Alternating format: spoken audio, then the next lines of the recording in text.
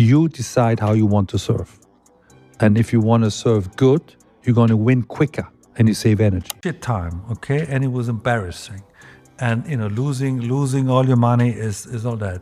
But maybe it was necessary. Boris Becker has been in tennis his entire life. 6 Grand Slams, 3 Wimbledon titles. He coached Novak Djokovic. He has seen everything this sport has to offer. So when Becker goes quiet over something Alex Eala did, that is not nothing. That is a statement. I speak from the heart. It's my opinion. If you don't like it, you can tell me. I just wanted to thank you all so much for the support. The atmosphere these past few days have been completely amazing. Here's what you need to know right now. This week, Eala skipped the Catalonia Open, a tournament she was favored to win. She walked away from ranking points, walked away from prize money, and flew straight back to the Rafa Nadal Academy. The Italian Open starts May 5th. She said publicly, "I will be back stronger." That is not a press conference line. That is a warning. Of course, we have to mention Alex Eala, the incredible fandom coming, across the globe, especially from the Filipino community. But go back 3 weeks. Go back to Germany, to Stuttgart, to the most shocking week of the clay season. Eala entered the Porsche Tennis Grand Prix as a last-minute replacement. She was not supposed to be there, and then, before she even hit a single ball in the main draw, she stole the show in Germany in the most shocking way. The tournament organizers said it themselves. After that, Becker had his shock moment. One word, one reaction, and it broke the internet. Subscribe right now because this channel is covering every step of this story as it unfolds. Here is every detail. Let's go back to April 12th, 2026, a Sunday, Stuttgart, Germany. The Porsche Arena complex, home to one of the most prestigious clay court events on the WTA calendar. 7 of the world's top 10 players had already arrived.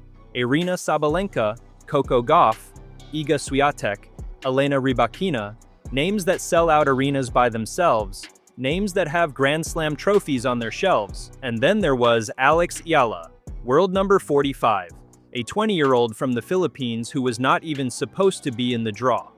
She got in because Qinwen Zheng, Paris Olympic gold medalist, world number 32, pulled out with an injury. The tournament slotted Eala in as the replacement. A fortunate entry, a late addition, nobody's headline act. That changed fast. Before a single competitive ball was struck in the main draw, the official Porsche Tennis Instagram account posted something that stopped people mid-scroll. Eala had shown up to the fan engagement session at the Porsche Village on that Sunday. A meet and greet, an autograph session, the kind of event that usually generates polite applause and a few hundred likes. The organizers called her autograph the most wanted signature in the entire Porsche Village that day. Not Gauff's, not Swiatek's, not Rybakina's, Eala's. A player who entered the tournament as a lucky loser replacement was outshining every seeded name on the poster. The tournament's own social media team was amplifying it in real time. Viral updates, story reposts. The Porsche tennis account was essentially running Eala content on a loop. That is what stealing the show looks like, not on the scoreboard, before it even gets there. She sat down with the WTA's official website for a pre-tournament interview. Calm, precise, not performing excitement, not faking modesty. She spoke about what it means to carry an entire nation's sporting hopes into an arena. She said something that deserved more attention than it got. She told the WTA, "If you don't have that spoonful of gratitude or a clear idea of who you are or what you're going through, you can get lost in all these things." A 20-year-old saying that in Stuttgart, surrounded by cameras and chaos and a crowd that treated her like royalty before she'd even laced up her match shoes. She also told the tournament's interviewer who she'd want as a mixed doubles partner if she could choose anyone. Novak Djokovic, Carlos Alcaraz, Juan Fonseca. She said Fonseca specifically because, and this is the exact quote, "he's got a good crowd." That is not a tennis player answering a fluff question.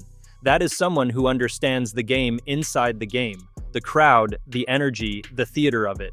That is why Boris Becker paid attention. Becker is German, Stuttgart is German tennis. The Porsche Tennis Grand Prix carries enormous cultural weight in that country. This is not just another WTA 500 stop on the calendar. This is the event that German tennis royalty considers its home tournament. And when a young Filipina walks into that space and commands it before playing a single match, that registers. Becker has watched tennis for decades. He knows what presence looks like. He knows the difference between a player who generates noise and a player who generates gravity. His reaction to Eala did not arrive in Stuttgart. It arrived months earlier, back in March 2025, after Eala dismantled then-world number 2 Iga Swiatek 6-2, 7-5 in the quarterfinals of the Miami Open. Rafael Nadal posted his reaction publicly. He said he was extremely proud. Becker saw that post. He replied with one word. Word. That is Becker's version of a standing ovation. A man who does not give praise cheaply, a man who has stood across the net from the best players in history, reducing his assessment to one word that meant he agreed with every syllable Nadal wrote. The shock was not loud. It was the quietest possible version of being floored. Now understand what Eala had actually done to earn that moment in Miami. She entered the tournament ranked number 140 in the world. She was given a wild card, meaning the tournament felt charitable letting her in. She was not seeded, she had no protected ranking. She was, by every metric the sport uses to measure readiness, not supposed to compete at that level yet. She beat Yelena Ostapenko in the second round. Ostapenko, a French Open champion, a player with weapons that have dismantled top 5 opponents. Then she beat Madison Keys, the 2025 Australian Open champion, world number 5. She did that 6-4, 6-2, then came Swiatek, 5-time Grand Slam champion, then the world's most dominant clay court player. Eala beat her 6-2, 7-5.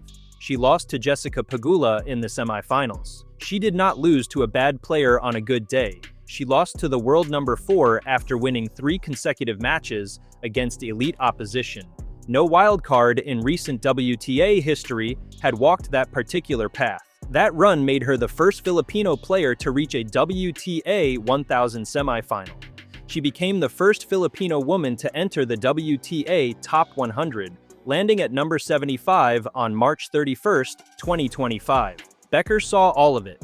That one-word reply was his acknowledgement that something real was happening. The rest of 2025 confirmed it. She reached the final of the Eastbourne Open on grass. She won her first WTA 125 title in Guadalajara. Then at the US Open, in her first ever Grand Slam main draw appearance, she beat Clara Tauson in the first round. That single win made history. She became the first Filipino player to win a Grand Slam singles match in the Open era. The entire Philippine sports community treated it as a national milestone. She ended 2025 ranked number 50 in the world, having started the year at number 143. 2026 arrived with even bigger expectations. She reached a career-high ranking of number 29 in March 2026 after a strong run through the hardcourt season. Semifinals in Auckland, quarterfinals in Abu Dhabi and Dubai, a round of 16 at Indian Wells. The tennis world stopped treating her as a promising prospect and started treating her as a fixture in the top 30. Then the clay season hit, and it hit differently. Linz, Austria, round of 16 exit. She beat Julia Graber comfortably in round 1, then ran into Yelena Ostapenko again. Ostapenko won 6-4, 7-5. A competitive match, not a demolition, but an exit. Stuttgart, Germany, round of 32, the Fernandez match. This is where the on-court story of Stuttgart needs honest examination. Leylah Fernandez, world number 25, 2021 US Open finalist, a player with 5 WTA Tour titles, came out and played some of the best first-set tennis of her season. She won the opening set 6-1 in a blur of aggressive left-handed pressure. She broke Eala's serve repeatedly. She targeted the backhand side. She gave Eala no rhythm and no room. The second set was different. Eala steadied. She held serve with more conviction. She pushed Fernandez into longer exchanges. She even clawed back from 2-5 down to make it 4-5, earning a 30-0 lead on Fernandez's serve at match point. The crowd felt something. Then Fernandez won 4 points in a row, finished with an ace, and it was over. 6-1, 6-4. 1 hour and 28 minutes. Fernandez's post-match quote was telling. She said, "There's always that lapse in concentration. I'm just glad that I stayed positive as much as possible. That is not the comment of a player who felt comfortable throughout. That is the comment of a player who felt the match breathe. Madrid followed Stuttgart. Eala fell to world number 21, Elise Mertens, in the second round, 2-6, 1-6. A tough afternoon, no way to dress it up differently. The clay surface has been a problem this season in a way hard courts have not been. 3 tournaments into the clay swing, she has not moved past the second round in any of them. That is the honest picture, but here is where the honest picture gets more complicated. Eala arrived at the Rafa Nadal Academy this week. As of May 1st, 2026, she posted from the facility in Mallorca, back on the practice courts, back with her coaching team, back in the daily grind before Rome. She also attended the Laureus World Sports Awards in Madrid before returning to training. She captioned her social media post, "A loud life in soft lighting." That caption is doing more work than it looks like. Quiet preparation, deliberate reset, no noise until the moment demands it. The Italian Open begins May 5th at the Foro Italico in Rome, a WTA 1000 event. The draw includes Sabalenka, Swiatek, Gauff, Rybakina, Madison Keys, Emma Raducanu, Naomi Osaka, Karolina Muchova, and defending champion Jasmine Paolini.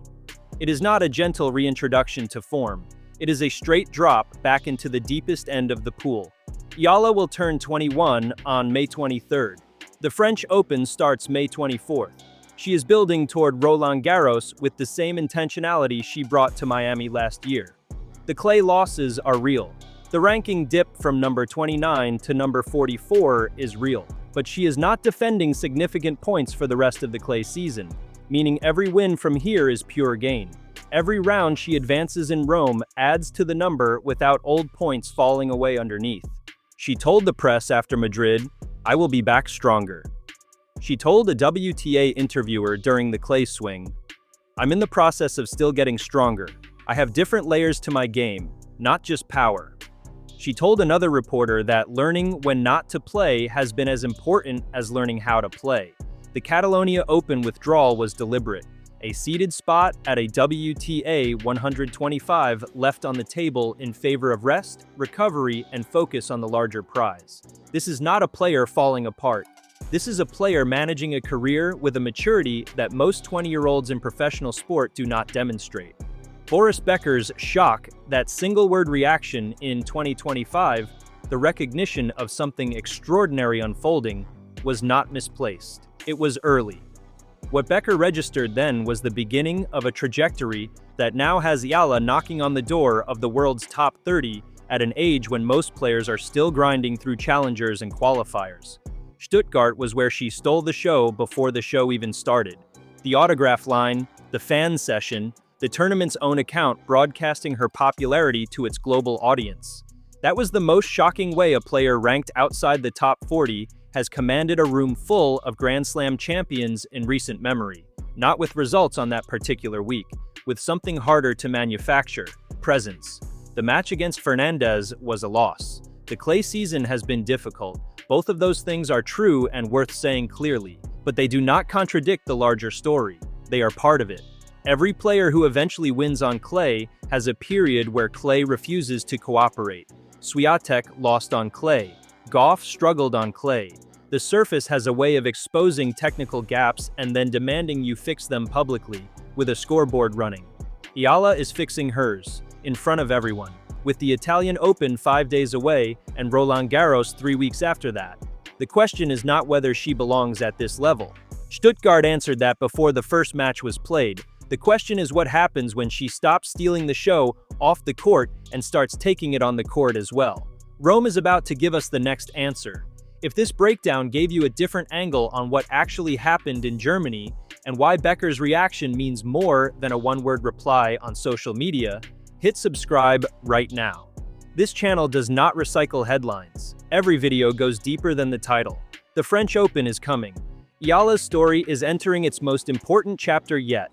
You do not want to be catching up after the fact. Subscribe and stay ahead of it.